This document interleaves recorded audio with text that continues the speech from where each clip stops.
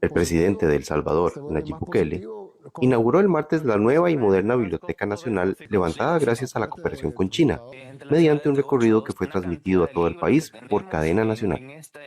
La biblioteca, de 24.000 metros cuadrados, se levanta en el centro histórico de San Salvador, con una capacidad de 360.000 libros y bajo la premisa de funcionar las 24 horas del día para promover la lectura y la educación.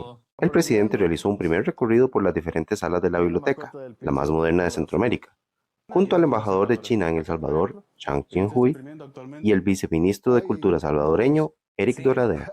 La nueva biblioteca tiene un auditorio con capacidad para 350 personas, un café, una sala de venta de la editorial El Salvador, una sala VIP y salas temáticas con equipos de última tecnología como simuladores de avión, impresoras 3D, robots, cámaras especiales y salas de exhibición para artistas. Esto es gratis, como dijimos abajo, 24 horas, hablamos de los horarios, 365 días al año, en un ambiente totalmente seguro, como decimos ahorita, con los detalles y todo, el cariño y todo. Y lo mejor para nuestra niñez, para nuestra gente, para los salvadoreños. Misión oficial de la visita del presidente Bukele, la biblioteca quedó oficialmente inaugurada y abierta al público. Después, decenas de espectadores en la Plaza Gerardo Barrios de la capital salvadoreña disfrutaron de un espectáculo de luces y drones. Esta gran biblioteca, la más moderna de Centroamérica, se convertirá sin duda en un símbolo duradero de la amistad chino-salvadoreña. Tras conocerse oficialmente el acuerdo, el presidente Joe Biden se declaró extraordinariamente satisfecho por la liberación de rehenes tomados por Hamás en su ataque a Israel del 7 de octubre y agradeció a los gobernantes de Qatar y Egipto por su liderazgo decisivo para alcanzar el pacto. Asimismo, elogió a Israel por aceptar una pausa y permitir la entrega de ayuda humanitaria a Gaza.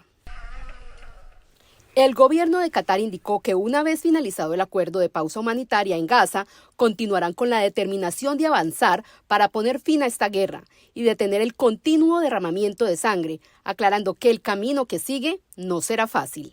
El presidente de Turquía, Tayyip Erdogan, dijo este miércoles que tiene previsto viajar lo antes posible a Egipto para mejorar la cooperación con el fin de evacuar a Turquía a los palestinos enfermos o heridos por el conflicto en Gaza.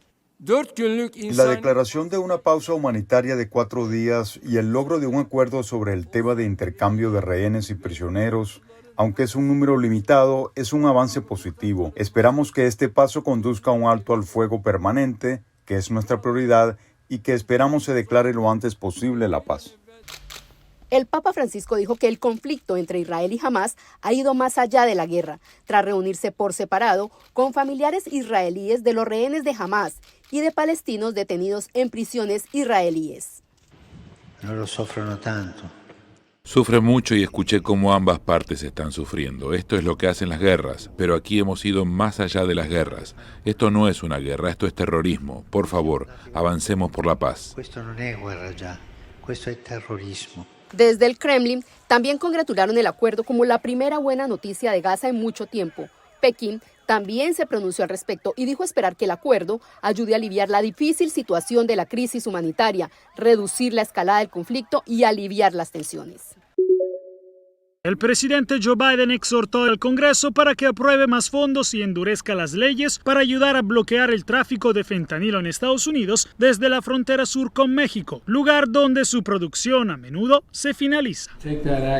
Tomaremos esa medida para ayudar a limitar la distribución de pastillas comprimidas y cerrar las lagunas que existen ahora para todos los envíos pequeños. Esto luego de que Biden afirmó que se lograron avances importantes contra esta droga mortal durante su reunión con el líder chino Xi Jinping, así como con el presidente mexicano Andrés Manuel López Obrador, ampliando la cooperación policial y el intercambio de inteligencia. Como resultado de nuestra reciente diplomacia, China ya ha tomado medidas para cerrar empresas que se dedican al comercio ilícito de precursores químicos. Y no vamos a confiar simplemente cuando esto haya sucedido. Tendremos que verificarlo. El Departamento de Justicia anunció el mes pasado 8 acusaciones contra empresas y nacionales chinos, mientras las autoridades estadounidenses desmantelaron esta semana una masiva red de distribución de fentanilo que se extendía desde California hasta Washington, D.C. El fentanilo es la mayor amenaza para los estadounidenses hoy en día. Está devastando a familias en todo nuestro país y matando a estadounidenses en todos los ámbitos de la vida. Y es la principal causa de muerte hoy en Estados Unidos en personas entre 18 y 45 años. Desde Washington, Jacopo Luzzi, Voz de América para Telearuba.